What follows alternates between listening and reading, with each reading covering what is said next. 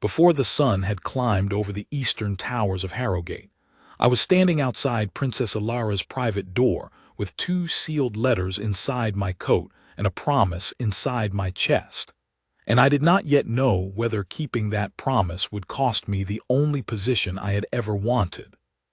Somewhere behind me, in the great hall, the master of the household was almost certainly already awake and already furious, and somewhere above me, in a nursery I had visited 100 times before without ever once feeling the weight I felt now, an 11-year-old boy was still asleep, still unaware that the world he woke into that morning would be smaller than the one he had gone to sleep in.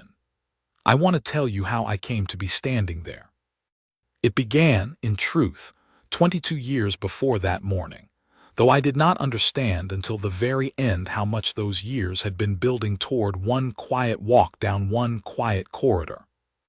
My name is Corin Vale, and for more than 2 decades I served in the household guard of Eldermoor, the last 11 years of it assigned, by a stroke of luck I never stopped being grateful for, to the person of the Queen Mother Rosalind. I did not choose that posting. Postings like that are not chosen. They are given, usually to men whose superiors have run out of better ideas for them, and I have always suspected that I was handed to her household, because someone in the Palace Guard Command thought a quiet, unremarkable young sergeant with no particular ambitions would cause the old Queen Mother no trouble. What that commander did not know, and what I did not know either, standing at attention in her receiving room on my first morning with my collar too tight and my hands sweating inside my white gloves, was that the posting would become the center of my working life, and that the woman I had been sent to guard would, in her own unhurried way, teach me most of what I understood about duty by the time she was finished with me. She was, when I first came to her service, already in her late 70s, though you would not have guessed it from the way she moved through a room. She had a way of entering a space that made the space rearrange itself around her without her ever raising her voice or hurrying her step. I had guarded arrogant men before her, visiting officials who wanted their importance announced by the way a door was opened for them, and I want to be clear that Rosalind was nothing like that. She never demanded a room's attention. She simply had it, the way a fixed point has weight, the way a single steady flame draws every eye in a dark room without doing anything at all except continuing to burn. I should tell you a little about myself before I go further, because a story about carrying someone else's final words works best, I think, if you understand something of the man doing the carrying. I grew up the second son of a stonemason in a market town 2 days' ride from Harrogate, in a house where duty was not an abstraction discussed over dinner, but a fact demonstrated every morning when my father rose before dawn to walk to whichever crumbling wall or half-finished chapel needed his hands that week, regardless of the weather, regardless of how his own back had begun. By the time I was old enough to notice such things, to complain of the years he had spent bent over stone. He was not a man given to speeches about honor. He simply got up and did the work every day without needing anyone to see him do it, and I think it was watching him, more than anything the palace ever taught me in 22 years of formal training, that shaped whatever sense of duty I eventually carried into Rosalind's service. I joined the household guard at 19, more for the steady wage and the promise of a trade than out of any grand ambition to serve a crown, and I want to be honest about that, because I think it matters to the rest of what I am telling you. I did not arrive at Harrogate already believing in the particular nobility of guarding an old woman through her final years.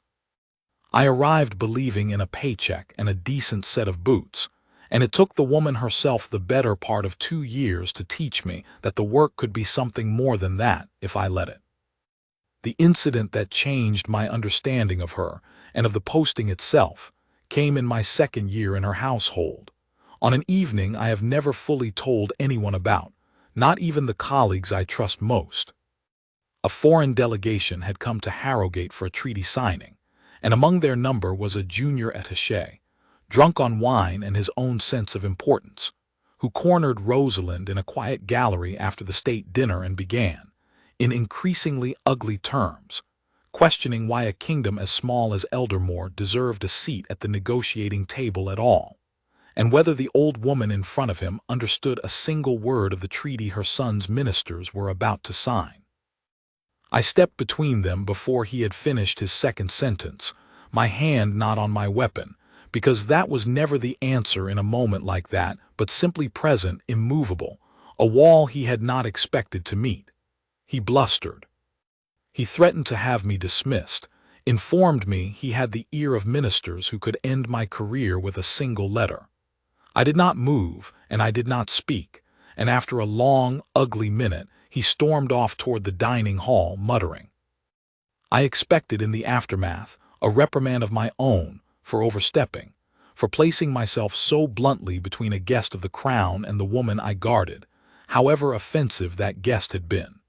Instead, Rosalind turned to me in the empty gallery, straightened the sleeve of her gown with the composure of a woman who had simply had an uninteresting conversation, and said the words that I have carried with me every day since. You did not raise your voice, Sergeant, and you did not raise your hand, and you did not move an inch until the danger had removed itself entirely on its own. That is worth more to me than every ceremonial guard who has ever stood at this palace's gates with his chin held high and nothing behind his eyes. I will remember this. She did remember it. It was, I believe now, the evening she decided I could be trusted with more than the ordinary duties of a posted guard, though it would be another 9 years before she asked of me the thing that mattered most. My duties in the ordinary run of things were unremarkable. I walked 2 paces behind her on her morning rounds of the palace gardens. I stood outside whichever room she occupied for whichever hour of whichever afternoon, and I learned, the way you learn any job done long enough, the particular music of her days, the 8 o'clock tea, the letters she wrote by hand every morning to people whose names I never asked about, the hour in the rose garden that she guarded more fiercely than I guarded her, because in that hour she wanted no one at all, not even me, closer than the garden gate. I respected that. I stood at the gate and I watched her move among the beds she had planted with her own hands 40 years earlier, and I understood, without her ever explaining it to me, that this was the 1 hour of her day that belonged to no one's schedule but her own. It was in my 3rd year with her household that Princess Elara came into the family, marrying the crown prince and arriving at Harrogate as a young woman who had grown up in a manor house of modest means and modest expectations, utterly unprepared, whatever anyone tells you, for what it meant to walk into a palace and be told that the palace was now, in some sense, hers. I watched her those first months the way you watch someone crossing a frozen lake, half admiring the nerve of it and half braced to catch her. She did not know which fork to use at a state dinner, and she cared far too much about not knowing, and there were nights I stood outside her apartments and heard, faintly, through the door, the particular quiet of someone crying without wanting to be heard crying. It was Rosalind who noticed. Of course it was Rosalind. She noticed everything, though she had a gift for making you believe she had noticed nothing at all, that whatever kindness followed had simply occurred to her in passing. She began inviting Elara to the rose garden the same hour, the same fiercely guarded hour, that until then had belonged to no one but herself. I remember standing at the gate the first morning Elara joined her, certain I would be told to send the young princess away, and instead I watched the old woman hand the young one a pair of shears, and say something I could not hear that made Elara laugh for what I suspected was the first real laugh she'd had since her wedding. That hour became a fixture. 2 mornings a week, sometimes 3, for the better part of 8 years, the Queen Mother and the Princess knelt together among the roses and talked about things I was never meant to overhear and never tried to. I only knew that Elara left that garden gate each time standing a little straighter than she had entered it, and that whatever Rosalind gave her in that hour, it was not gardening advice. Torin arrived 4 years into his parents' marriage, and by the time he was old enough to walk on his own 2 legs across the palace lawns, he had already claimed his great-grandmother as his particular ally against the tedium of a formal household. He was, from the earliest age I can remember him, a boy with an inexhaustible supply of questions, the kind of child who wanted to know not just what a thing was, but why it worked the way it did, and who had decided it should work that way, and whether it might work better some other way instead. Most of the household found this exhausting by the third or fourth question in a row.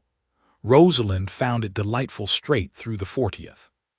She taught him chess when he was 6, on the theory, she told me once with the dry humor that was entirely her own, that a boy who asked so many questions ought to be given a game built entirely out of questions worth asking. By the time he was 9, he could beat most of the household guard, myself included, and he never once let any of us forget it. I remember, in particular, the afternoon of his 8th birthday, because it was the day Rosalind gave him his own chess set to keep, rather than simply teaching him on hers. She had commissioned it months in advance from a craftsman in the capital, a full set carved from pale beech and dark walnut, ordinary in its materials compared to the ivory board she herself had inherited, because she told me, when I asked about it once, that she did not want the boy's first true possession of his own to feel like an heirloom he was merely borrowing until some future adult decided he was old enough to be trusted with something finer. A child needs something that is entirely his, she said, not something he is minding on someone else's behalf. There will be time enough later for him to inherit things that carry the weight of other people's history. Let him have one thing, at least, that is only ever going to be his own. He unwrapped the set that afternoon on the same table by the window where they later played so many hundreds of games, and I watched his small face go through an entire sequence of expressions, surprise, then delight, then something more serious, almost solemn, as he lifted the pieces out one at a time and set them carefully in their starting positions, treating the gift with a gravity that struck me, even then, as unusual in a boy that young. "Will you play with me every day?" he asked her, not quite a question, more a hope stated plainly the way children often state their hopes, without the caution adults learn to wrap around wanting something badly. "Not every day," Rosalind told him honestly, because she was not a woman given to promises she could not keep even to please a child. "I am an old woman, Torin, and old women need their rest more often than young boys like to hear about. But I will play with you as often as I am able, for as long as I am able, and when the day comes that I no longer can, I want you to promise me something in return." "What?" he asked. "That you will keep playing anyway. Find someone else to play with if you must. Teach someone else the way I taught you if there's no one left who knows how. A game like this one is worth keeping alive, Torin, long after the person who first showed it to you is gone from the board herself." I do not think, watching that exchange from my post by the door, that either of them understood that particular afternoon how literally those words would one day come true. I certainly did not. It was simply a grandmother's small piece of wisdom, offered lightly to a delighted 8-year-old on his birthday, and it was only years later, standing in a nursery at 5 in the morning with an ivory knight in my palm, that I understood she had been laying the groundwork for that morning long before either of us had any reason to think it necessary. I tell you all of this not because it is unrelated to what came after, but because it is the only way to make you understand what was at stake on the morning I stood outside Elara's door. I had not simply been assigned to protect an old woman for 11 years. I had watched her build, patiently and without any fanfare at all, two of the deepest relationships in that palace, with a young woman who had needed to be told she belonged, and with a boy who had needed, more than anyone in that household seemed to realize, someone who took his questions seriously. When I tell you what she asked of me in the end, you will understand why I could not have refused her even if refusing had been the easier and safer course, which, as it turned out, it very much was not. The change began, as these things often do, so quietly that I did not recognize it as a beginning at all. It was late autumn, the roses gone from the garden beds, cut back for winter, and Rosalind's morning walks grew shorter by degrees so small I might have imagined them if I had not walked the same route beside her for over a decade, and could not fail to notice when we turned back at the fountain instead of the far wall, and then, a fortnight later, at the sundial instead of the fountain. She never complained. If anything, she seemed almost amused by her own slowing, the way a person might be amused by an old friend's habit of arriving progressively later to appointments. "Don't fuss, Vale," she told me once, when I offered my arm on a patch of frosted gravel she would once have crossed without a thought. "I am 89 years old. The ground has earned the right to be a little more interesting to navigate than it used to be." But I did fuss, quietly, in the way a guard is permitted to fuss, which is to say I watched more closely, and I noticed the physician's coach appearing in the side courtyard with increasing regularity through that winter, always in the early evening, always admitted through the smaller door that avoided the main hall. I noticed that she began taking her breakfast later, and that some mornings the curtains in her sitting room stayed drawn past 9. I said nothing to anyone. It was not my place to say anything, and in any case I told myself, the way I imagine everyone in that household was telling themselves, that 89 was simply 89, and that an old woman was entitled to some mornings that started slower than others without the whole palace needing to hold its breath over it. It was King Alaric who finally said the word none of us had been saying. I was standing post outside her sitting room on an evening in early December when he arrived, still in his working coat, having clearly come straight from the Privy Council chamber without stopping to change, which was not like him at all. He nodded to me at the door in the brief, distracted way of a son whose mind is entirely on the room he is about to enter, and I heard, through the door I was meant not to be listening at and listened at anyway because 11 years teaches you to read a household through its walls, his voice go soft in a way I had rarely heard the king's voice go soft. "Mother," he said, "the physicians want to speak with me properly, not with pleasantries, properly. I need you to tell me what is actually happening." I did not hear her answer. Whatever she said it too quietly for the corridor, and King Alaric left 20 minutes later looking like a man who had been given news he had already half known and had hoped, against the evidence of his own eyes over the preceding months, not to have confirmed. He did not look at me on his way out. I do not think he saw me at all.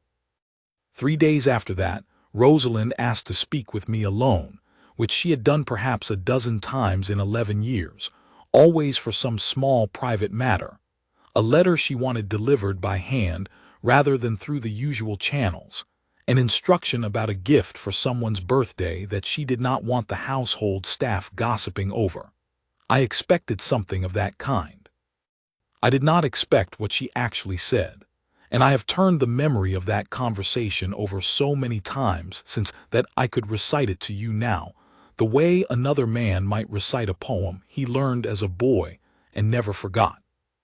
"Sit down, Vale," she said, which she had also never once told me to do in 11 years, and the fact of it unsettled me more than anything she might have said with the words themselves. I sat, in the chair across from hers, close enough that I could see, for the first time, how thin her hands had become inside the same rings she had worn every day I had known her. "I'm not going to insult either of us by pretending we don't both know what the physicians have been telling my son this week," she said. "I am dying, Sergeant. Not tonight, not this month, I think, but soon enough that I would be a fool to go on pretending otherwise, and I have never had much patience for fools, even when the fool in question is myself." I did not know what to say. I have stood post through assassination scares and diplomatic incidents, and one memorable night when a foreign dignitary's bodyguard drew a weapon in a hallway, and I did not know what to say to an old woman telling me, in the same dry, level voice she used to discuss the weather, that she was dying. She did not seem to require me to say anything. She watched me for a moment with an expression I had seen on her only rarely, in the rose garden, in the unguarded hour that belonged to no one's schedule, and then she told me what she wanted. "When it happens," she said, "there is a great deal of machinery that will begin turning, most of it entirely necessary and none of it, I think, particularly kind. The Privy Council will be informed first, as is proper. The court crier will be sent for. Bells will ring, eventually, and the whole kingdom will know before the sun sets on whichever day it happens, and that is as it should be. I have been a public woman for 70 years, and I do not resent the kingdom its right to mourn me in its own fashion.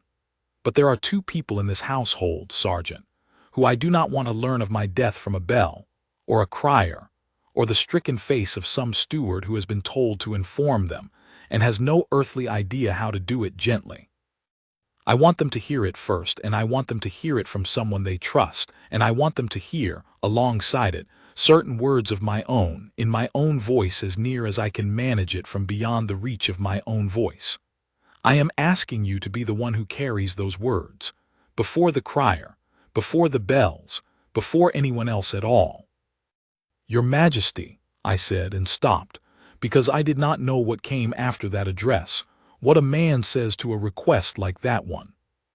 I know what I am asking, she said, and for just a moment something in her level composure wavered, not into weakness but into something more like tenderness, an old woman's plain love laid briefly bare.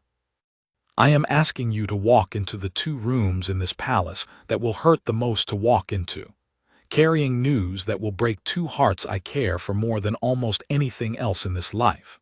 And I am asking you to do it before protocol says you may, which will put you at odds with men who take protocol very seriously indeed. I would not ask it of you if I did not believe, after 11 years of watching you stand quietly at doors while pretending not to hear everything that happens behind them, that you are the one man in this household who will do it exactly as I need it done, gently, honestly, and without letting anyone talk you out of it before it is finished. Will you do this for me, Corin? It was the only time in 11 years she ever used my first name. Yes, I said. I will. Good, she said, and something in her shoulders eased, as if a weight she had been carrying without ever once showing me its size had finally been set down. Then let us not speak of it again until we must. I intend to be considerably more trouble to you before the end than one quiet conversation, Sergeant. I am not finished living yet. She was right about that, though not in the way either of us expected. What followed was not the quiet decline I had braced myself for that December evening, but something far more complicated. A winter that tried to take her and failed, a spring that gave all of us, myself included, more hope than perhaps any of us had any right to expect, and a summer that asked more of the promise I had made her than I had understood, sitting in that chair with her thin hand briefly resting on mine, a promise could ever ask of one man. The pneumonia came in January, as these things so often do, arriving on the back of a cold that no one in the household thought worth mentioning, until it was no longer possible to mention it as anything less than what it had become. I remember the night the physicians moved into the dower wing in earnest, setting up what amounted to a small infirmary in the rooms adjoining her own, and I remember standing my post outside her door for 11 straight hours, because I could not make myself hand the watch over to anyone else. And I remember King Alaric arriving at 2 in the morning still in his night clothes under a hastily thrown coat, having clearly not stopped to dress properly, and I remember thinking, with a coldness that frightened me, that I might be about to break the promise I had made only weeks before, not through any failure of will but simply because there might be no time left in which to keep it. There was a night in the middle of that crisis, the coldest night of a bitter January, when the physicians gathered in the corridor outside her door in a huddle. I did not like the look of it all. Their voices dropped low, their faces arranged in the particular careful blankness that medical men wear when they do not yet want a household to read their fear on them. King Alaric paced that corridor for the better part of 3 hours, refusing every chair offered to him, refusing the tea a steward brought twice, and at one point, somewhere near 2 in the morning, he stopped in front of me and asked, in a voice stripped of every ounce of his usual composure, whether I thought she would want to see Torin in case. He could not finish the sentence, and I understood without needing him to finish it, exactly what he was too frightened to say aloud. "I don't know, Your Majesty," I told him honestly, because I did not, and because I have never believed it does a grieving man any kindness to pretend a certainty I did not possess. But I know she would not want him to see her like this, frightened and unable to know whether she recognized him. "If I may say so, sir, I think she would want him to remember her as he last saw her well, not as he might see her tonight, and I think there will be time, if there is to be time at all, for a better farewell than this corridor could give either of them." He looked at me for a long moment, and something in his exhausted face seemed to steady itself around that thought, the way a man grasps at the first solid thing offered to him in a long night of nothing solid at all. "You may be the only person in this palace tonight speaking sense to me, Sergeant," he said, and did not send for his son. And by the following afternoon the fever had begun, faintly, to ease, and the question, mercifully, never had to be answered in the way we had all feared it might. She did not die that January. I want to tell you that plainly, because I know how a story like this one can make a listener brace for the worst at every turn, and I do not want you carrying that particular dread through what I am about to tell you next. She was, by every account the physicians gave the family, extraordinarily fortunate. An old woman's body finding, against reasonable expectation, the strength to fight off an illness that takes many people half her age. I do not know how much of it was fortune, and how much of it was simply Rosalind's own stubbornness, refusing, as she had refused most things in her life, to be told what she was and wasn't capable of by anyone, physicians included. By the first week of February the fever had broken. By the middle of the month she was sitting up and taking a little food. By the beginning of March, on a morning bright enough that the frost had finally begun to lift off the garden beds, she asked me, in a voice still thinner than I liked but unmistakably, wonderfully her own, whether I thought the roses would forgive her for a winter of neglect. That was the beginning of what I have come since to think of as the false spring, not false in the sense that the joy of it wasn't real, because it was real, achingly real, the whole household seeming to exhale at once. King Alaric visibly younger for a fortnight, Elara bringing Torin to sit with his great-grandmother every afternoon instead of the usual once or twice a week, the physicians themselves cautiously, carefully allowing themselves to speak the word recovery out loud for the first time since December. False only in the sense that none of us, looking back, should have let ourselves believe it would last as long as we needed it to. Through March and April, I watched her come back to herself in 100 small ways that I catalogued, I think. The way a man catalogues good news he is afraid to trust.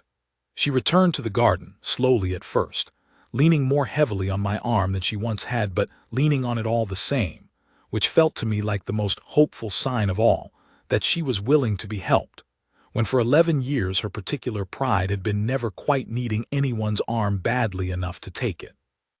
The rose garden hour with Elara resumed by the end of March, and I stood at the gate as I always had and watched them kneel together over beds that Rosalind insisted on pruning herself despite everyone's protests that she let the undergardener do it.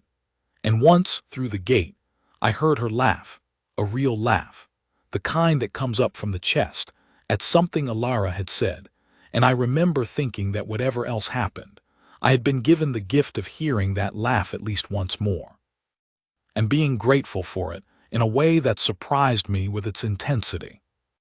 Torin's visits, through those months, became something closer to a daily ritual than the occasional treat they had once been. He would arrive most afternoons straight from his lessons, satchel still over his shoulder, and set up the chessboard on the small table by the window where the light was best, and the two of them would play in a silence that was somehow louder with affection than most conversations I have overheard in my life. He had by that spring very nearly caught up to her in skill, and there was a particular afternoon in April I remember clearly, because it was the first time I ever saw him beat her outright cleanly, without her allowing it, and the look on his face, pure, uncomplicated triumph. An 11-year-old boy who has just bested the person he admires most in the world at the one thing she taught him to love, was matched only by the look on hers, which was pride so plain and so total that I had to look away from the window for a moment, feeling that I was intruding on something too tender for a guard's eyes. "You've beaten me," she told him, and there was no performance in her surprise at all. "Properly beaten me. Do you understand what that means, Torin?" "That I'm better than you now," he said, with the particular bluntness of an 11-year-old who has not yet learned to soften a true statement for the sake of an adult's feelings. "It means," she said, laughing, "that I have taught you everything I know, and you have gone and done something better with it than I ever did. Which is, if you ask any grandmother worth her salt, the entire point of teaching anyone anything at all." She reached across the board and took his hand, and I remember she held it a moment longer than the sentence required. And I remember, too, not understanding then what I understand now, that she already knew, that spring, however good the physician's reports had become, exactly how much time she likely had left, and that every one of those afternoons by the window was being spent on her part, with the deliberate attention of a woman who intended to leave nothing unsaid and nothing unfelt between herself and the people she loved. I do not think Torin knew. I want to be very clear about that, because it matters to everything that came after. Whatever Rosalind understood about her own mortality that spring, she did not burden an 11-year-old boy with it. She let him believe, as I believe most of the household allowed itself to believe, that the pneumonia had been a frightening chapter now safely closed, that his great-grandmother's slower step and thinner frame were simply the lingering marks of a hard winter that time would continue to soften. If she grieved, in those months, the fact that she would not see him grow into the man his questions promised he would become, she grieved it privately, in whatever hour of whichever night belonged only to her, and she never once let that grief leak into the hours that belonged to him. King Alaric, I think, understood more than Torin did and less than he needed to. He visited nearly every day through that spring, often staying only 20 minutes, the demands of the kingdom rarely allowing him more, but I watched those 20 minutes become, for him, something close to sacred. He would sit across from her, and more often than not they would simply talk, not about the kingdom, not about the council, but about things I gathered had gone unsaid for years amid the press of his duties. A summer from his own boyhood, a disagreement they'd once had over some choice he'd made as a young man that she confessed. One afternoon I overheard more than I meant to. She had come to believe he'd been right about after all. I do not think either of them called it what it was. I do not think either of them needed to. It was not only the king who found his way to her rooms more often that spring. Princess Adela, King Alaric's sister, rode in from her own estate twice that April, arriving each time still in her riding clothes, mud on her boots, refusing the tea that was offered and instead pulling a chair directly beside her mother's and simply talking briskly and practically about the estate's affairs, the tenants' complaints, the state of the eastern hedgerows, as though the ordinary business of life were itself a kind of medicine. And I believe, watching Rosalind's face during those visits, that it was. "Don't soften your voice for me, Adela," I heard her say once, when her daughter had hesitated mid-sentence, catching herself treating her mother like something breakable. "I have never once in my life wanted to be spoken to like porcelain, and I do not intend to start now." Adela did not soften her voice again after that, and I think both of them were grateful for it. Queen Consort Morwenna came as well, though less frequently, and always, I noticed, with a particular carefulness that I came to understand. Over the weeks I observed it, as its own form of respect rather than distance. She and Rosalind had not always found the easiest footing with each other in the years. I had watched their relationship from a guard's careful remove. Two strong-willed women arriving at the same family from very different histories rarely do. But whatever old friction had once existed between them seemed, that spring, to have worn itself down into something gentler. Morwenna brought, on one visit I remember clearly, a small collection of pressed flowers from her own garden at Ashcombe, arranged in a simple frame, and Rosalind held it for a long moment before setting it on the table beside her chair, where it remained for the rest of the season. "You didn't need to do that," Rosalind told her, and Morwenna, with the dry practicality that I had come to recognize as entirely her own, replied, "I know I didn't. I wanted to." Whatever history sat between them, I watched it settle, that spring, into something that looked very much like genuine affection, and I was glad of it, both for Rosalind's sake and for Morwenna's, because I do not think either woman would have wanted to leave anything unresolved between them if time ran short, and I believe, by April, very little was left unresolved at all.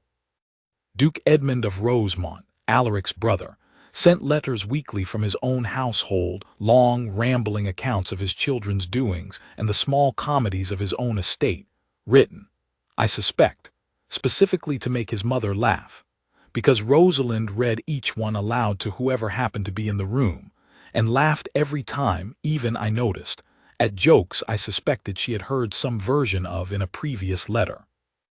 Duchess Sylvie visited in person once that spring, bringing with her a basket of preserves she had made herself, and sat with Rosalind through an entire afternoon, discussing nothing more consequential than the recipe, the two of them comparing notes on the proper ratio of sugar to fruit with the seriousness other people reserve for matters of state. I mention all of this not because any of it changed the outcome I have already told you was coming, but because I want you to understand that Rosalind did not spend her final months in the narrow, quiet decline that word alone might suggest. She spent them instead surrounded, deliberately, I came to believe, by her own quiet design as much as by her family's devotion, by every person who mattered to her, each of them finding their own way to say, without ever using the word, everything they needed to say before the chance to say it ran out. I stood at my post through dozens of these visits, and I came away from that spring understanding something about families that I do not think I had fully understood before.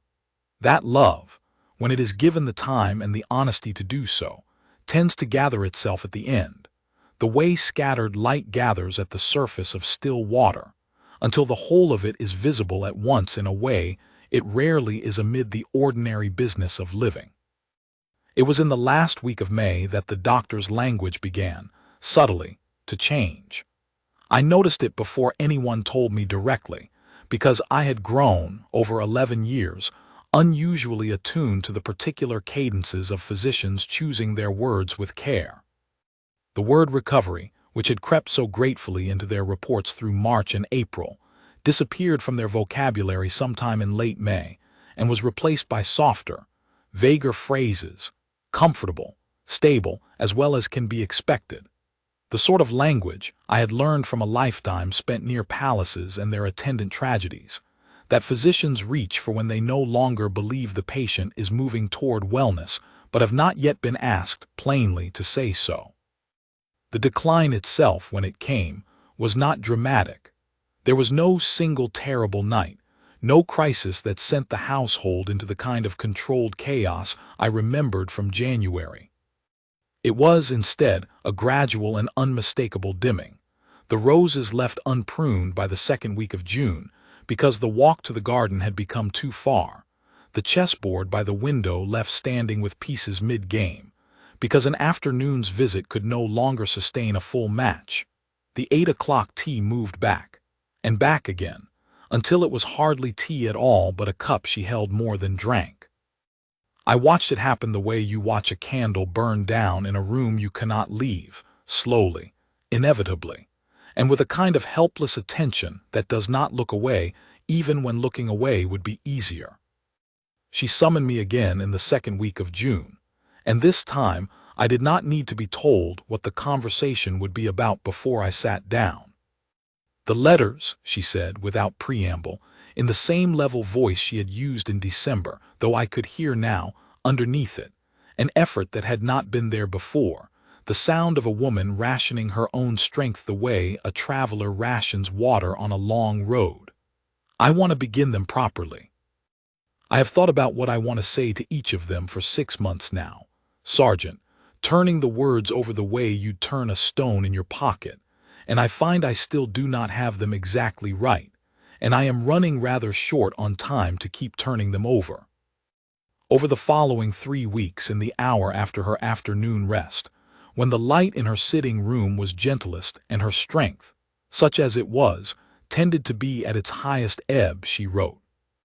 I was present for some of it, standing my usual post by the door, near enough that I could not help but see the effort each page cost her, the pauses, the pen set down and picked back up, the pages begun and abandoned and begun again, folded small and slipped into a drawer I understood she did not want found. She would not let me read what she wrote, not then, and I did not ask to. My part, she told me plainly, was not to know the words in advance but to carry them faithfully when the time came, and I understood that this was itself a kind of trust, that she did not need me to have read the letters to know I would deliver them exactly as she wished, because she had spent 11 years learning what kind of man I was, and had decided, on the strength of that knowledge alone, that I could be relied upon. She did tell me in general terms what she hoped the letters would do, because that much she needed help thinking through. Elara has spent 8 years believing, somewhere under all the composure she's built since her wedding day, that she does not quite belong in this family, she told me one afternoon, setting her pen down to rest her hand. She hides it well now. She hides it so well most of the household would tell you she was born to this life. But I have known her 8 years, Sergeant, and I have watched her in unguarded moments, and I know that the fear never entirely left, it only learned to stay quiet. I want my last words to her to be the kind that a fear like that cannot survive hearing. I want her to know, in words she cannot later doubt or explain away, that she was not merely tolerated into this family. She was chosen by it, and never more surely chosen than by me. "And the prince, your majesty?" I asked, because I had learned over 11 years when a question would be welcomed rather than intrude. Something in her face softened in a way I had rarely seen it soften, even in the rose garden. "Torin is 11 years old," she said. "He does not yet understand what it costs to keep asking the kind of questions he asks, the questions that make grown men uncomfortable because they don't have tidy answers ready. I want him to understand, before the world has had the chance to teach him otherwise, that the asking itself is the valuable part, whether or not the answer ever arrives. I want him to know that being curious is not the same as being difficult, whatever certain tutors of his have implied to the contrary. And I want him to have something of mine to hold onto that isn't a memory, because memories fade at 11 years old faster than anyone likes to admit, and objects, if you choose the right one, do not. She did not tell me that afternoon what the object would be. I learned it only later, in a manner I will come to. It was in the first week of July that the household chamberlain, a meticulous and not unkind man named Aldous Price, who had served the royal household for nearly 30 years, and took the weight of that service more seriously than almost anyone else I have known, called me to his office for what I understood, the moment I received the summons, to be a conversation about protocol. I want to be fair to Master Price here, because it would be easy, telling this story, to cast him as an obstacle, a cold bureaucrat standing between a dying woman's wishes and the people she loved, and that would not be an honest portrait of the man. He had served 3 generations of this family. He had wept, I was later told by one of the senior stewards, the night word first reached the household of how serious the winter's illness had actually been. He was not cold. He was simply a man who believed, with the whole of his considerable conscience, that protocol existed because grief without order becomes chaos, and that the ceremonies surrounding a monarch's death, the Privy Council informed first, the formal proclamation prepared and issued, the great bell of Harrogate tolled at the hour decreed by 300 years of precedent, were not empty formalities but a structure that had, across those 300 years, held a grieving kingdom together at its most fragile moments. "I understand," he told me in his office that afternoon, with the particular gentleness of a man delivering news he does not enjoy delivering, that Her Majesty has made certain requests of you regarding the manner in which the family is to be informed in the event of her passing. I want you to understand, Sergeant, that I do not doubt her wishes, nor do I doubt your intention to honor them faithfully. But you must understand the position this places you in. The protocol for a royal death is not a courtesy, Sergeant Vale.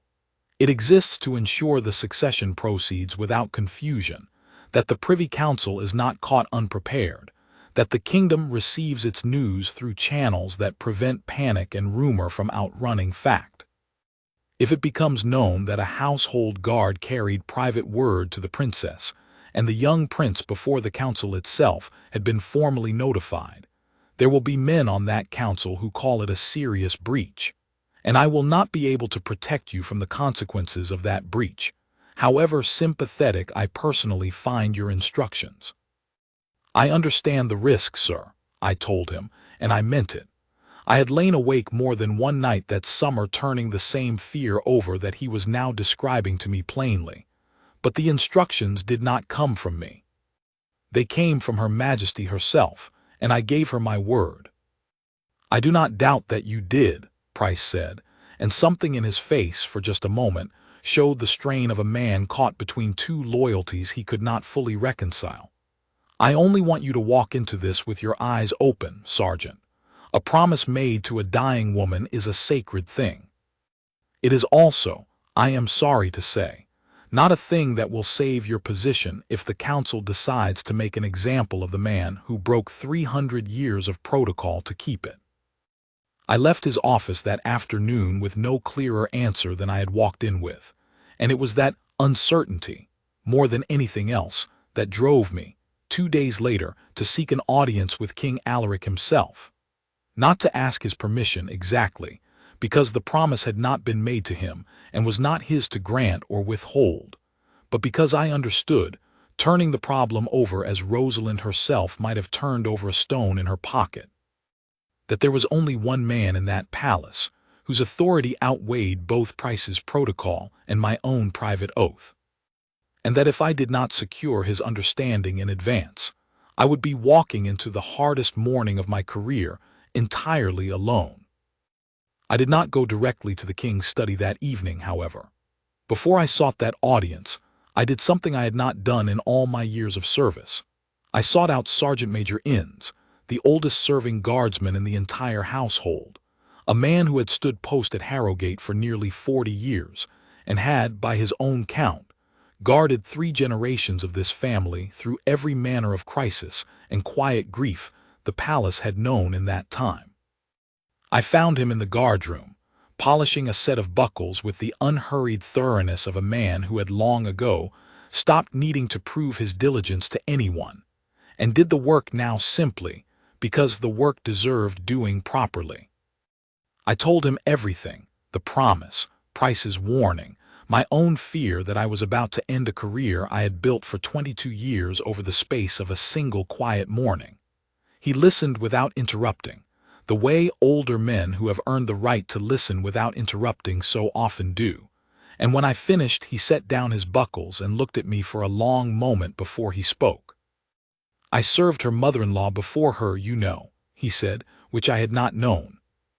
Different woman entirely, harder in some ways, though I loved her all the same, in the way you love anyone you've given your working life to protecting. When she was dying, the household followed every protocol to the letter. Counsel first, crier second, the whole apparatus turning exactly as it was meant to turn. And I stood in the corridor outside her grandson's rooms. He was younger than your Prince Torin is now, and I watched a steward, a decent enough man but not one who'd ever met the boy properly, walk in and tell him his grandmother was dead in about as many words as it takes to order a meal, and walk back out again because he had 4 more households to notify before noon. That boy carried the memory of that steward's face for the rest of his life. I know because he told me so himself, years later as a grown man, still troubled by it. He picked the buckles back up, though he did not resume polishing them. You are being asked to prevent that exact wound from opening in 2 people who matter to you. I would not call that a risk to weigh carefully, Sergeant Vale. I would call it the clearest order I have ever heard a dying woman give in 40 years of service. The council can make what noise it likes about protocol afterward. You go and do what she asked. And if it costs me my position, I said. Then it costs you your position, In said. And you will have lost it doing the one thing in your whole career that will still matter to you when you are my age, looking back on 40 years of buckles polished and doors stood beside. Most of what we do in this uniform, Sergeant, is forgotten within the week. This will not be. Go to the king. Tell him what you've told me. And then do what she asked, whatever he says, because I do not think for one moment that Alaric will refuse you, and I have known that family longer than you've been alive. He was right, of course, on every count, and it was his counsel, more than my own courage, that carried me down the corridor to the king's study that evening with something steadier in my chest than the fear I had walked into the guardroom carrying. He received me in his private study on an evening in mid-July, and I remember he looked older that summer than I had ever seen him look, the strain of watching his mother decline etched into his face in a way that no amount of ceremonial composure could fully disguise. I told him what his mother had asked of me. I told him about Price's warning. I told him, as plainly as I knew how, that I intended to keep my word regardless of what it cost me, and that I had come to him not to ask his leave but to give him the chance to prepare, so that, when the morning came, he would not be blindsided by what I was about to do. He was quiet for a long moment after I finished. Then he stood, walked to the window, and looked out over the same gardens his mother could no longer reach on her own 2 feet. My mother, he said finally, has spent 70 years putting the needs of this kingdom ahead of her own comfort, Sergeant. She has smiled through state dinners with a headache splitting her skull. She has stood at attention through funerals that broke her heart because a kingdom needed to see its queen mother standing. She has given this family, and this crown, nearly everything a person can give without once, in my memory, asking for something back for herself. He turned from the window. This is the one thing she has asked for, not for herself exactly, for Elara, for my son. But it is, in every way that matters, the one request she has made of any of us in 70 years that costs the kingdom nothing and costs her everything to have thought of it all, weak and dying as she is, before her own needs. I will not be the one to deny her that. Do what she asked of you, Sergeant Vale. If Price or the council want someone to hold accountable for it, they may hold me accountable. I will tell them myself that I gave you leave, the moment it becomes necessary to tell them anything at all. Thank you, Your Majesty, I said, and I meant it with the whole of what I had left of my composure that evening, because I had walked into that study prepared to be told I was a fool, and instead I had been given, by the one man with the standing to give it, exactly the shelter I had not known how badly I needed. The last 3 weeks of July were, I have come to believe since, some of the gentlest and most painful weeks of my entire time in that household service. Rosalind's strength continued its slow ebb, but her mind and her particular dry humor remained entirely her own straight through to the end, and there is a mercy in that I did not fully appreciate until much later, comparing notes, in the quiet way old guards compare notes, with colleagues who had stood watch over less fortunate declines. She finished the letters in the 3rd week of July, sealing them herself with her own hand, though the effort of melting the wax and pressing the seal cost her, I could see, more than she let show on her face. She gave them to me on an afternoon I remember with unusual clarity, the light coming gold and low through her sitting-room windows, her hand, when she pressed the letters into mine, lighter than a hand has any right to be and still, somehow, entirely steady. You know what to do with these, she said. It was not a question. I do, Your Majesty. And you understand, she said, that I am not asking you to deliver bad news, Sergeant. I am asking you to deliver my love in the only form I will have left to send it. There is a difference, and I need you to carry them the way you would carry the second thing, not the first. I understand, I told her, and I believe looking back that I did. There was one more thing. She reached to the small table beside her chair and lifted a folded square of dark velvet, and when she opened it in her palm I saw, resting there, a single ivory chess piece. A knight, worn smooth at the edges from what must have been decades of handling, its detail softened by age into something closer to a shape remembered than a shape carved. "This belonged to my own father," she said. "He taught me to play on this very set when I was younger than Torin is now, and I have kept this piece separate from the rest of the board since the day he died, because it was always my favorite of the pieces. The one that moves in a way none of the others can, sideways and forward at once, unpredictable, always finding a path the straight-moving pieces cannot. Give this to Torin, Sergeant, when you give him the letter. Tell him I said he plays like this piece. Tell him I said never to let anyone convince him the straight path is the only honest one." I did not trust myself to speak. I only nodded and took the velvet-trapped knight and placed it with the letters inside my coat, where all three of them stayed, over the following days, closer to my chest than any weapon I had ever carried on that same body.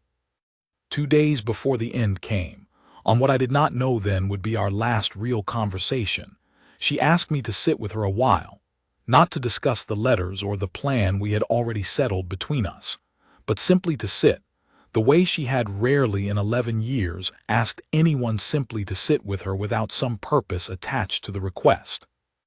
"You've been a good guard to me, Corin," she said, and I remember being startled all over again by the sound of my given name in her mouth, still rare enough, even after that one occasion in December, to catch me off guard every time she used it. Better than good. I chose carefully all those years ago, when your name came across my desk for the posting, though I never told you that, and I never told you why. "I always assumed it was chance, Your Majesty," I said. "Very little in this palace happens by chance, Sergeant, whatever the household likes to believe." A faint smile crossed her face, tired but genuine. "I read the report of the incident with the young attaché from the delegation before you'd even finished your first year in my household, and I made a note in my own hand, which I still have somewhere, that read simply, 'This one will do.' I do not choose people often, Corin. I have learned, across nearly 90 years, that choosing carefully once and trusting completely afterward serves a person far better than choosing broadly and trusting no one fully at all. You were one of perhaps a dozen people in my whole life I ever chose in that particular way, and I want you to know, before I am no longer able to tell you so, that I have never once regretted it." I could not speak for a moment. When I found my voice again, it was rougher than I intended it to be. "It has been the honor of my career, Your Majesty. Whatever else I do with the rest of it, I don't expect anything will matter to me the way these 11 years have." "Good," she said, in the same tone she had used in December, the tone that meant a matter was settled and needed no further discussion. "Then we understand each other completely, and I can rest easy on that particular count at least." She reached over and patted my hand once, briskly, the gesture of a woman who did not care to linger long in sentiment once she had said what needed saying. "Now, tell me something amusing, Sergeant. I find I am rather tired of solemn conversations, and I would like to laugh once more before I sleep." I told her, because it was the first thing that came to mind, about the buckles Sergeant Major Innes had been polishing the evening I went to him for counsel, and the particular dry disapproval in his voice when I had asked whether he ever simply declared them clean enough. She laughed at that, the real laugh, the one that came up from the chest, the one I had first heard through a garden gate years before and had come, without ever quite admitting it to myself, to treasure above nearly every other sound in that palace. It was the last time I heard it. I am glad, more than I can easily say, that the last thing I gave her was something that made her laugh, and that the last thing she gave me in return was the plain, complete trust of a woman telling a guard he had never disappointed her once in 11 years of watching him stand quietly at her door. She died 2 days later in the early hours of a Thursday morning in the first week of August, in her own bed, in her own rooms with King Alaric at her side, having drifted, over the preceding 2 days, into a sleep that grew gradually deeper and gentler until, sometime before dawn, it simply did not lighten again. The physicians told the family, in the careful language physicians use for these things, that her heart, which had carried her faithfully through 89 years of a life lived in almost constant service to others, had simply, at the end, grown tired, the way any heart must eventually grow tired no matter how well it has been loved or how well it has loved in return. There was no pain in it, they said, no crisis, no struggle. She went, as gently as a woman who had spent her whole life giving gentleness to others might be said to have earned the right to go. I was not in the room. I had not expected to be, and would not have wanted to be, because that room belonged in its final hours to her son alone, and I understood that as clearly as I have understood anything in my career. I was in the corridor outside, where I had stood 1,000 nights before, when the king's private secretary came to find me a little before 5 in the morning, her face already wet, her voice barely holding steady enough to form the words. "She's gone, Sergeant," the secretary told me. "His Majesty asked me to find you first. He said you would know what that meant." I did know what it meant.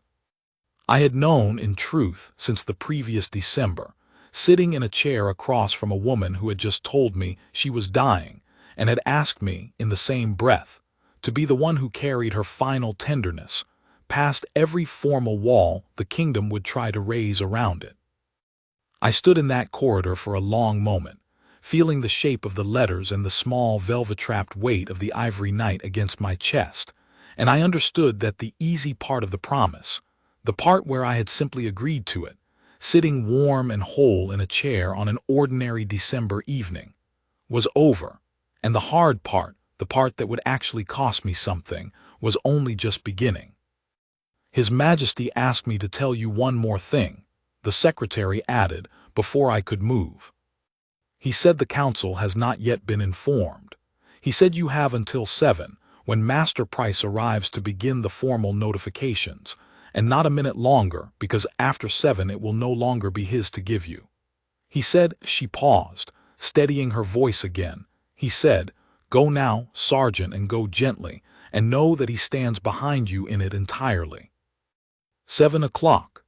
I remember looking at the tall case clock at the end of the corridor, its hands showing a few minutes past 5, and understanding that I had less than 2 hours to do the hardest thing I had ever been asked to do in my life, and that I had, if I am honest, no idea at all how to begin it. I had rehearsed words in my head for weeks, lying awake in my own quarters turning phrases over the way I imagined Rosalind had turned over the words of her letters, and every one of those rehearsed phrases deserted me entirely in that corridor, leaving me with nothing but the letters themselves, the small velvet weight of the night, and the plain fact of what I had promised to do. I went first to Princess Elara's apartments, because Rosalind had told me, in one of our final conversations, that she wanted Elara told before Torin. Not because the words for Elara mattered more, she had said, but because she trusted Elara to help carry the news to her son with the particular gentleness a mother alone can bring to a child's grief. And because she did not want an 11-year-old boy to receive news of this weight from anyone, but the 2 people in the world he trusted most completely. Elara's lady's maid answered my knock in her dressing gown, alarmed at the hour, and I asked, as steadily as I could manage, whether the princess was awake. She was. I learned later that she had not slept well in days, some instinct in her, the same instinct I think most people who love someone deeply develop without ever naming it, telling her that the ground beneath the household had shifted before anyone had said a word to confirm it. She came to the door herself in a robe thrown hastily over her nightclothes, and I saw, the moment she saw my face, that she already knew, in the particular way people always seem to know an instant before they are told, reading it in the stillness of a messenger's expression before a single word has been spoken. "Corin," she said. She had called me by my given name for years, ever since a night early in her marriage when I had stood with her through a difficult evening, and she had decided in her own gracious way that the distance of rank between us no longer served either of us well. Tell me. She's gone, Your Highness, I said, early this morning, peacefully in her own bed with the king at her side. She did not suffer. The physicians were very clear on that point, and I believe them entirely. Elara did not make a sound at first. She stood very still in the doorway, one hand coming up to rest against the frame as though she needed something solid to hold, and I watched her take the news the way I imagine a person takes a blow they have spent weeks bracing for and still, somehow, are not fully braced for when it lands. Then she began, quietly, to cry, not the composed, controlled grief of a public figure who has learned to weep only where it will not be seen, but something rawer and more honest, the grief of a young woman who had lost, in that old woman, not merely a member of a royal family she had married into, but the one person who had made that family feel, from her very first uncertain months in it, like it might genuinely be hers. "May I come in, Your Highness?" I asked gently. "There is something else. She left words for you. She wrote to you herself in her own hand, and she asked me to bring them to you before anyone else in this palace learned what I've just told you."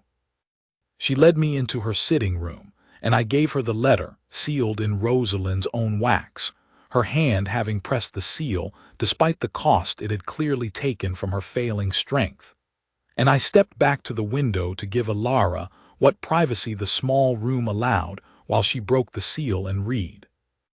I will not repeat every word of that letter here, because some of what a dying woman writes to someone she loves belongs, I think, to the person who received it, and not to the world at large that later hears this story told. But I can tell you the shape of it, because Elara herself told me, weeks later, that she wanted the shape of it known, if this story was ever to be told at all. Rosalind had written to tell her that she had watched her, across 8 years, transform from a frightened young woman clutching the wrong fork at a state dinner into a princess who carried herself, by the end, with a grace that Rosalind herself had spent decades learning, and that Elara had somehow found in less than 1/10 of the time. She had written that she wanted Elara to understand, in words that could not later be doubted or explained away by whatever quiet insecurity still lingered beneath the composure, that she had not been merely accepted into this family out of duty or obligation. She had been chosen, deliberately and completely, by every member of it who mattered, and most of all by the old woman writing the letter, who considered her. Rosalind had written this line herself, and Elara later told me she had read it perhaps 100 times in the weeks that followed, not merely a granddaughter by marriage but a daughter of her own heart, freely and fully claimed. Elara wept through most of the reading, and when she finished, she held the letter against her chest for a long moment before she looked up at me with an expression I will not forget, grief and gratitude tangled together in a way that made them, in that moment, nearly indistinguishable from each other. "Thank you," she said, "for bringing this to me yourself, for not letting it come some other way." She wiped at her eyes, visibly gathering herself, and then something steadied in her, the same steadiness I had watched Rosalind teach her, kneeling together in a rose garden across 8 quiet years. "Torin," she said, "he needs to hear this from me. Will you come with me, Corin? I don't think I can find the right words alone, and I think she would have wanted you there too." We went together, down the quiet corridor toward the nursery wing, the palace around us still mostly asleep, the ordinary business of a great household not yet stirring, and I remember thinking, in the strange clarity that grief sometimes brings, that this was the last hour any of us would spend in a palace that did not yet know it had lost her, and that there was something almost sacred in being one of the last 2 people to carry that particular ignorance, however briefly, into a child's bedroom. Torin was awake when we entered, sitting up in bed with the particular alertness of a boy who has heard footsteps in the corridor and has been listening to them approach for the last several minutes, wondering what they meant. He looked from his mother's face to mine, and I saw him understand, the way children so often understand more than adults give them credit for, that something had happened, even before either of us had said a word. "Is it great-grandmother?" he said. It was not quite a question. There was fear in his voice, but there was also, I thought, a kind of readiness, the readiness of a boy who had spent the last 8 months watching the adults around him grow gentler and quieter whenever her name came up, and who had drawn his own conclusions, in the private way children do, long before anyone had confirmed them. Elara sat on the edge of his bed and took both his hands in hers, and I stood a respectful distance back, near the door, watching a mother do the hardest and most necessary thing a mother is ever asked to do. "Yes, my love," she said. "She died early this morning. She was not in any pain and she was not afraid, and your father was with her the whole time, so she was not alone. She went very peacefully, in her sleep, the way I hope every one of us is lucky enough to go one day, after a very long and very full life." Torin's face crumpled and he cried, but I want to tell you plainly that it was not the frightening, inconsolable grief that a story like this might lead you to expect from a child hearing the worst news of his young life. It was, instead, the clean and honest grief of a boy who had loved someone very much and had lost her, sad and real and entirely appropriate to the moment, but not without comfort close at hand, because his mother held him through all of it, and did not rush him through it, and let him cry exactly as long as he needed to before either of them said another word.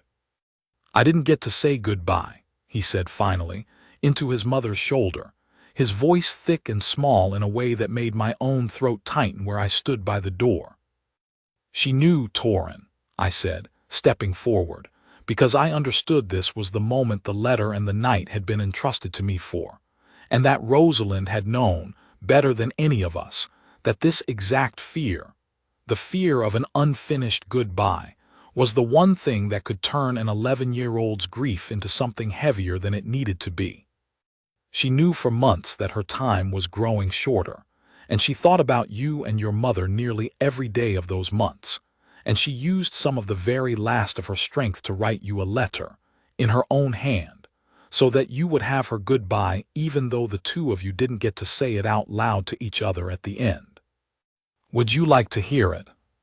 He nodded, wiping his face with the back of his hand, and I sat carefully on the small chair beside his bed and drew the sealed letter from my coat, and I broke the seal myself because his hands, I could see, were shaking too badly to manage it, and I read it to him in as steady a voice as I could hold, because Rosalind had asked me to deliver her love, not her sorrow, and I meant to honor that instruction to the very last word.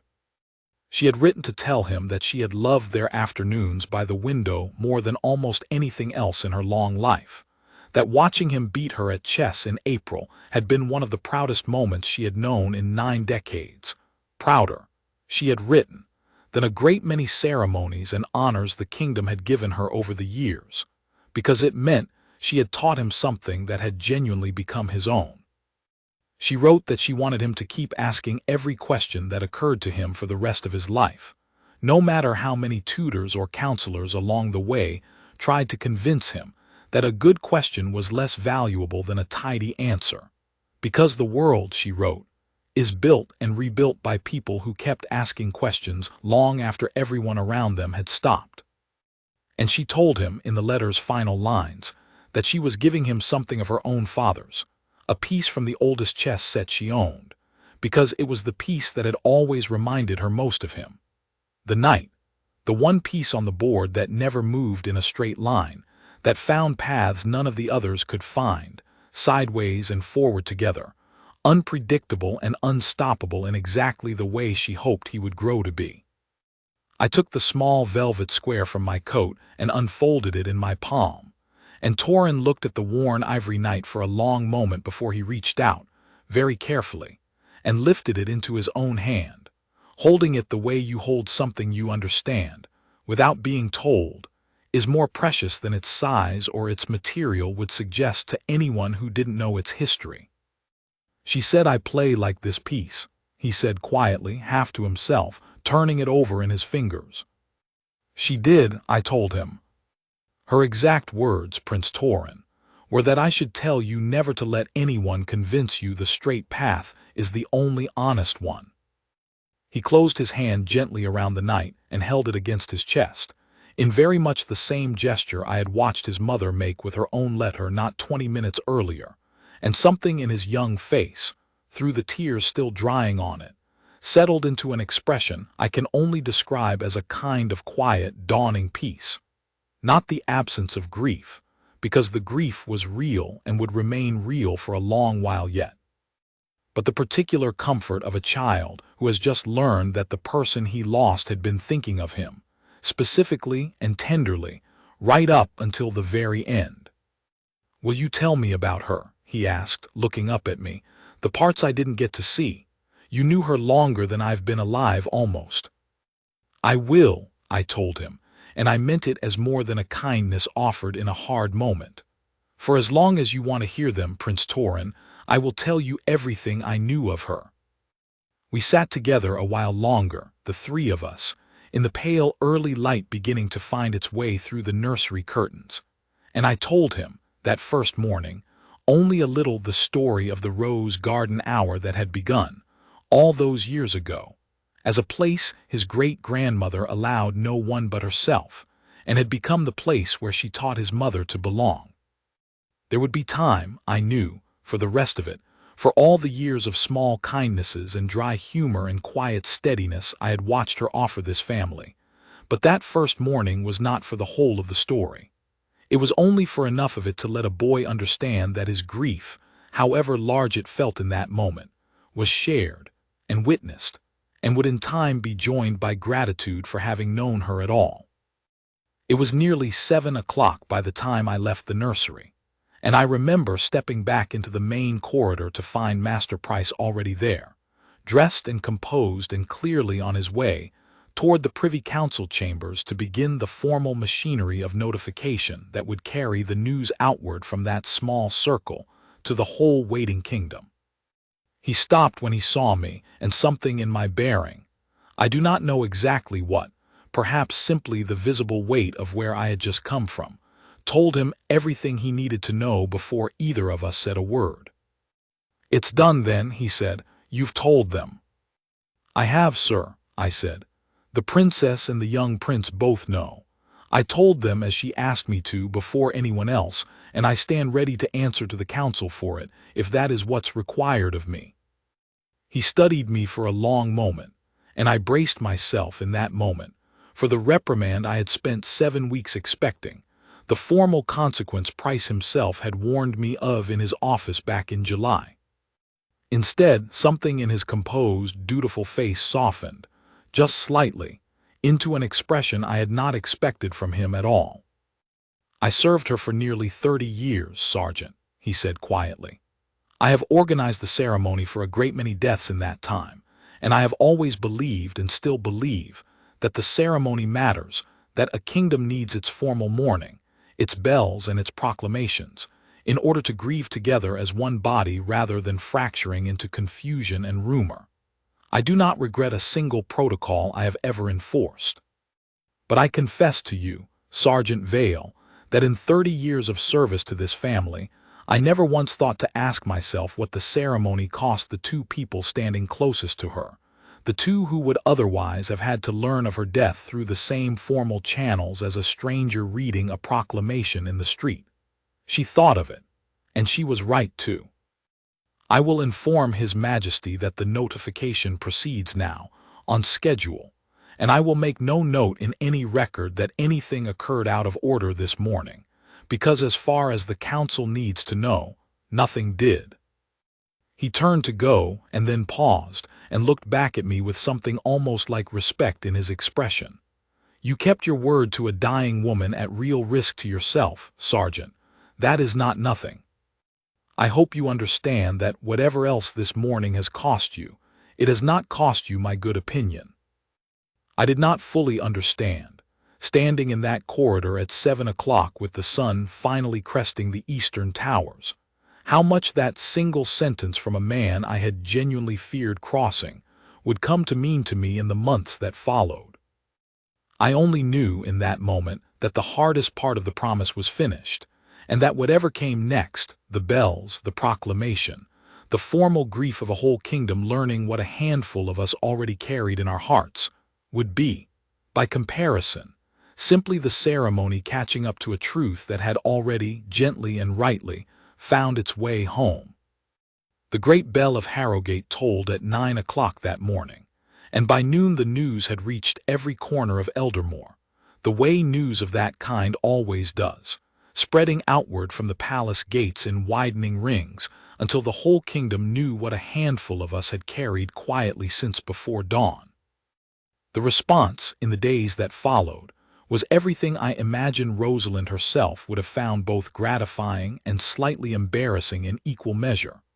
Long lines of ordinary people bringing flowers to lay along the palace railings, letters arriving by the sackful from citizens who had never met her but had grown up, across 7 decades, watching her steady presence at the edge of every great occasion the kingdom had lived through.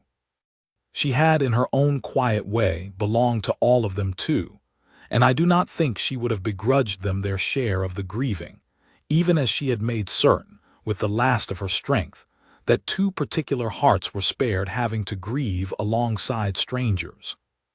The funeral itself, held 8 days later in the great cathedral at the heart of the capital, was conducted with the full solemn dignity the occasion demanded, the household guard standing honor at the cathedral doors, the choir, the long procession of a kingdom's dignitaries filing past to pay their respects, King Alaric walking behind the coffin with a composure that I knew, having stood beside him through the private hours no one else had witnessed. Cost him a great deal more than it appeared to cost him from the cathedral pews. I will not describe the service itself at length, because there is little in a formal funeral that differs in its broad shape from any other, and because the truer, more tender parts of that farewell had already happened, days earlier, in a nursery and a sitting room, in words written by her own failing hand and carried by mine before any bell had rung at all. I will say only that Torin stood through the entire long service between his parents, dressed in a small formal coat that made him look, I thought, both older and younger than his 11 years all at once, and that at one point during a quiet passage of the choir's singing, I saw his hand move to his coat pocket, where I knew, because I had watched him carry it there every day since, the small ivory knight was kept. Elara told me, some weeks after the funeral, that she had read Rosalind's letter to her so many times the folded creases had begun to soften the paper, and that she had finally, on a morning she described to me with something like wonder in her voice, stopped needing to reread it in order to believe it. "I know it now the way you know your own name," she said. "I don't think I ever fully believed I belonged here, Corin, not really, not underneath all the practiced calm. I believe it now." She made certain I would, even after she was gone, and I don't know how to thank a woman who isn't here to be thanked, except by trying, every day, to be the kind of daughter to this family that she told me I already was. Torin, for his part, found his own way of carrying his great-grandmother forward, in the manner I have come to believe children often manage more gracefully than the adults around them expect. He took over the rose garden the following spring, the same beds Rosalind had tended with her own hands for 4 decades, learning from the undergardener the pruning and the feeding and the patient, unglamorous work that a garden like that one demands. And he kept the ivory knight, always, in whichever coat pocket happened to be nearest his heart that day, producing it sometimes in the middle of an ordinary conversation to turn it over in his fingers. The way I imagine his great-grandmother once turned over the words of a letter, she was determined to get exactly right before her strength ran out. He asked me, over the months that followed, for every story I could remember of her, and I gave him what I had: the dry humor, the fierce guarded hour in the garden, the way she had noticed a frightened young bride's loneliness before anyone else in the household had thought to look for it, and I watched him assemble, piece by piece, a fuller portrait of the woman he had loved than an 11-year-old's own memory could have given him alone. The first anniversary of her death fell on an ordinary Thursday, A full year almost to the day since I had stood in that corridor at 5 in the morning with 2 letters and a promise, and the family marked it not with any formal ceremony. Rosalind, I am quite certain, would have found a formal ceremony insufferable, but with something far simpler and, I think, far truer to who she had actually been. King Alaric asked that the whole family gather in the rose garden at the hour that had once belonged to Rosalind alone, the same hour she had guarded so fiercely for so many years before she began, without ever quite explaining why, to share it with a frightened young bride who had needed somewhere to belong. I stood at the gate that morning, as I had stood at that gate 1,000 mornings before, and watched them arrive one by one, King Alaric first, then Elara with Torin close beside her, then Princess Adela still in the same practical riding clothes she wore to nearly everything, then Queen Consort Morwenna carrying, I noticed, a small cutting from the pressed flower arrangement she had once given Rosalind, which she set carefully at the base of the oldest rose bush in the bed. No one had organized speeches, no one had planned readings. They simply stood together among the roses Torin had spent a full year learning to tend, and talked quietly about her. A memory here, a small joke there, the particular way she had of making you feel, whatever else was happening in the wider world, that the conversation you were having with her in that moment was the only one that mattered. Torin, I noticed, had brought the ivory knight with him, as he brought it everywhere by then, and at some point in that quiet hour, he knelt down among the roses and pressed it briefly, gently, into the soil beside the stem of the bush his great-grandmother had planted the year he was born, before lifting it back out and returning it to his pocket. A private gesture I do not believe he explained to anyone, and that no one asked him to explain. I understood it well enough without an explanation. It was the same instinct, I think, that had led Rosalind herself to spend the last of her strength writing letters rather than resting, the same instinct that had led an old chamberlain to soften toward a promise he might once have called reckless, the same instinct, in the end, that had led a stonemason's son to stand between an old woman and a drunken diplomat in an empty gallery 2 decades before any of the rest of this story had happened. It is the instinct, I have come to believe, that sits underneath every genuine act of duty this family has ever asked of its guards, not obedience for its own sake, but love, given the discipline and the structure to reach exactly the person who needs it, exactly when they need it most. Elara found me afterward by the garden gate and thanked me again, as she had thanked me perhaps a dozen times over that year, though I no longer felt I deserved quite so much gratitude for having simply done what I had promised to do. I still think about that morning, she told me. How frightened you must have been, coming to my door at that hour, not knowing whether it would end your career. I don't think I ever told you properly how much it meant, that you were frightened and came anyway. She asked it of me directly, Your Highness, I said. I don't know that courage is quite the right word for doing something you've already given your word to do. Perhaps not, she said, smiling, the particular steady smile I had watched her grow into across 9 years in that family, no trace left in it of the frightened young woman who had once cried quietly behind a closed door over the wrong fork at a state dinner. But I think it's close enough, Corin. I think it's close enough. As for me, I remained in the king's household guard, reassigned in the months after Rosalind's death, to a post I had not sought and would not have chosen, standing watch now over a young prince who had lost, in one gentle August morning, the great-grandmother who had taught him chess and the sergeant who had, without either of us quite planning it, become something more to him than a uniform standing quietly by the door. Master Price and I, to my genuine surprise, became something like allies in the years that followed, 2 men who had each, in our own way, learned that summer that duty and tenderness were not opposites to be weighed against each other but 2 halves of the same faithful service, and that the truest kind of loyalty sometimes meant knowing exactly when a rule existed to protect people, and when, just once, in exactly the right circumstance, it needed to bend so that love could reach the people it was meant for before anything else got there first.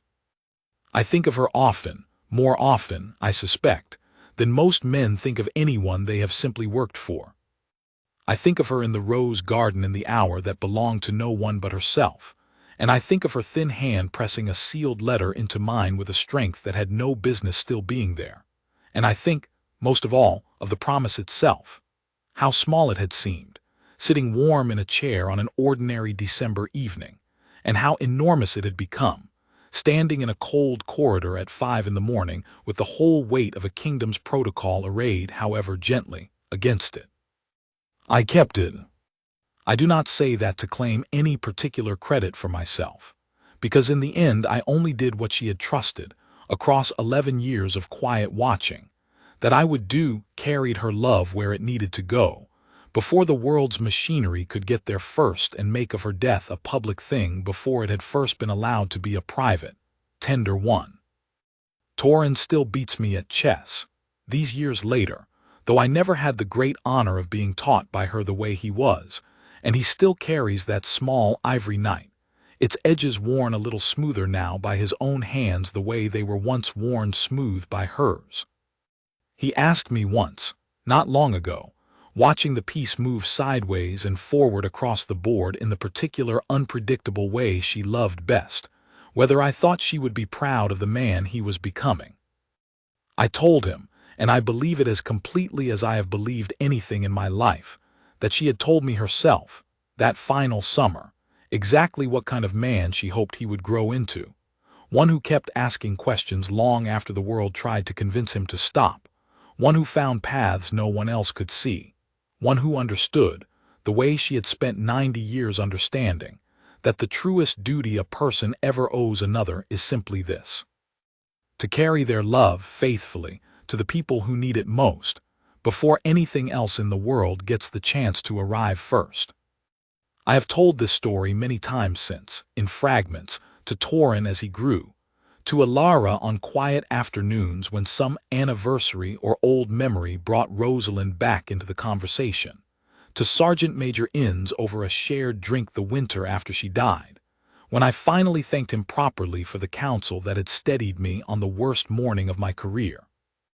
I have never told it in full, start to finish, the way I have told it here, and I find, having done so now, that I understand something about that August morning that I did not fully understand while I was living through it.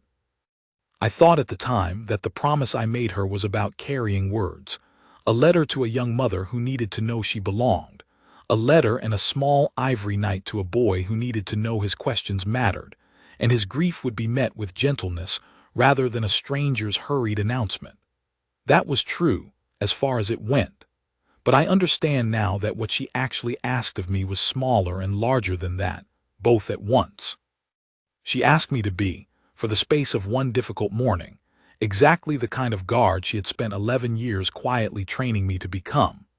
Not simply a man who stands motionless at a door because standing motionless is what the uniform requires, but a man who understands that the whole purpose of that stillness, the whole reason discipline is worth anything at all, is so that, when the moment finally comes that calls for something more than stillness, you are steady enough, and trusted enough, and prepared enough to meet it without flinching. Torin is 14 now, taller than I expected a boy of his age to be, still curious about everything, still carrying that ivory knight in whichever pocket sits nearest his heart, and he still asks me, from time to time, for one more story about his great-grandmother, and I still have more to give him, because 11 years spent quietly watching a remarkable woman live her life is not the kind of thing a man exhausts in a single telling. I expect I will go on giving him those stories for as long as either of us is standing in this palace, and I find, when I imagine that particular future, that it does not feel like an obligation at all. It feels like the last and gentlest part of the promise I made her, not the letters, not the night, not the frightened walk through a corridor at dawn, but this, the simple, ongoing act of making sure she is never spoken of in the past tense alone, that some part of her goes on living in the telling, exactly as she asked, before anyone else, and for as long as there is anyone left who remembers to ask.